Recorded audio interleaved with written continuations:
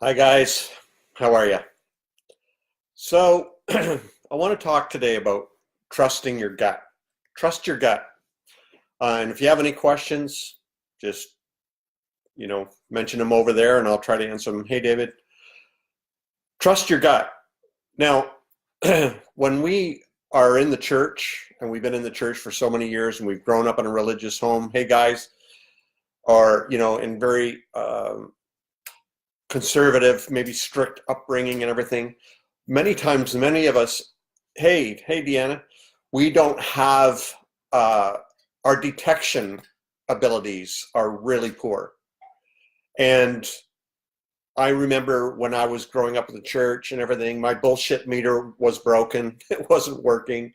I couldn't tell when I was being shamed.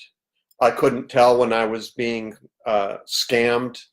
I couldn't tell when I was being manipulated, and I couldn't even tell when I was being controlled or abused. Hey, Kimberly, my detection ability was broken, and I couldn't tell when people were mistreating me. And you know what the weird thing is about the church is isn't one of the spiritual gifts, the gifts of discernment. Aren't we supposed to have discernment? But when it comes to how we are being treated, you're not allowed to practice discernment. You're supposed to blindly believe everything you're taught. You're supposed to accept the way you're treated by authority, that you're being disciplined or whatever, and you're supposed to turn the other cheek and allow yourself to be abused, because that's just the Christian way. That's the way Jesus did it. Hey, so it's like many of us grow up in this atmosphere where we're not allowed to be discerning. We're not allowed to be able to detect when we're being mistreated, even abused. I mean, even raped. I know some women. I've known some women who tell me a story and they're like, I don't know, it didn't feel right, and everything. I'm saying, you were raped. They said, well, I wondered if I was raped. I'm not sure, because they're not allowed to be sure. Their sense of boundaries are broken or haven't even been built in the first place.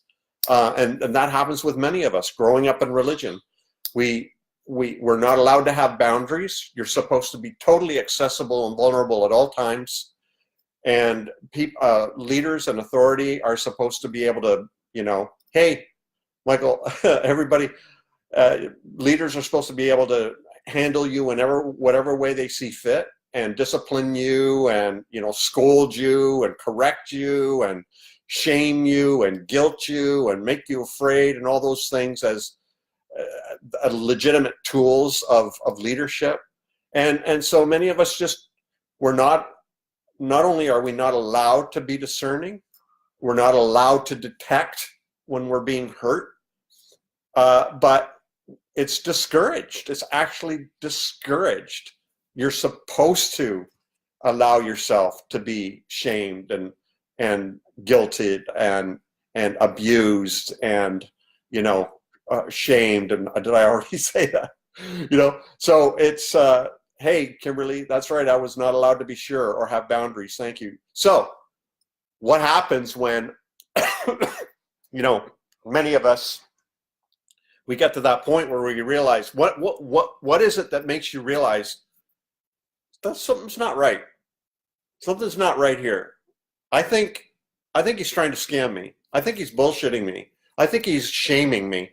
I think he's trying to make me feel guilty. I think he's trying to make me feel afraid. I think he's abusing me. I think I'm being controlled here. What happens when that happens, right?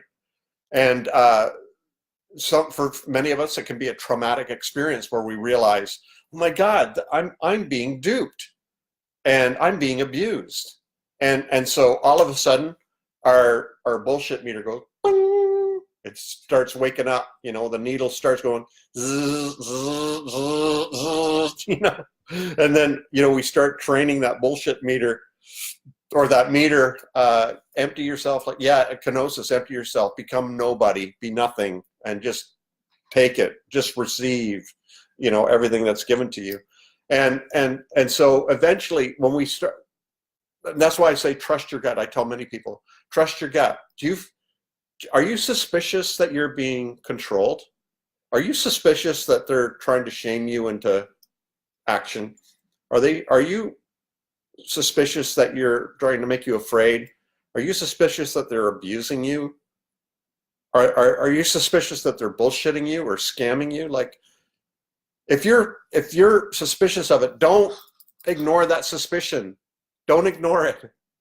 Don't ignore that, tingling in your gut that something's not right. Listen to it.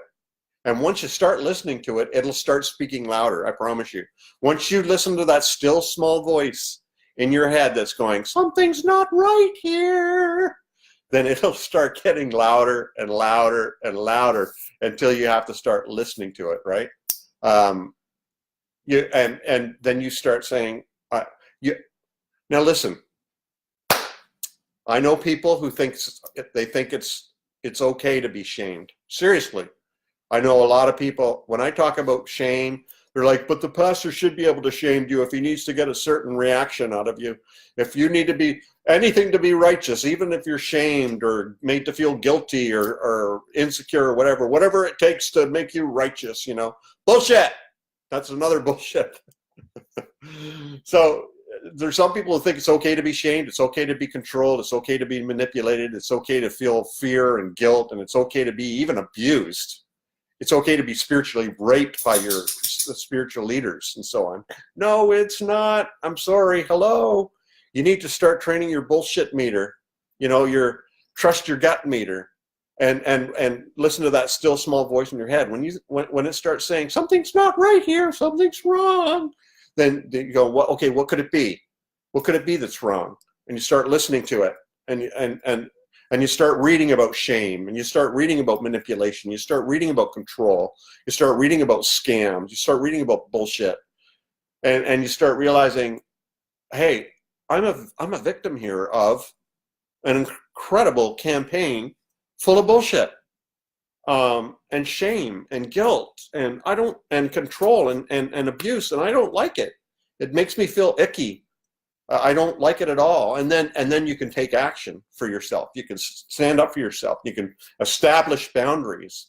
It's okay to have boundaries, my friends. It's okay. In fact, it's healthy to have boundaries. When I was taking psychology courses, one of the important things as we grow up is to establish an ego. We need an ego.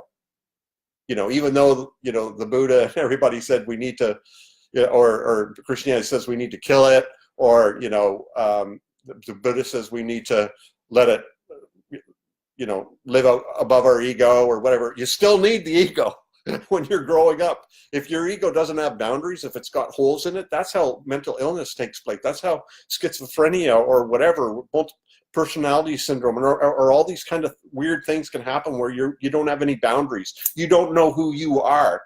You can't feel yourself. You can't feel the outside of your existence. You can't feel who you are. It's important to have boundaries.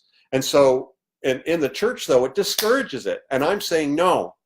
The healthiest people are the people who know they've got boundaries, and they establish their boundaries, and they're saying, you're not allowed to bullshit me.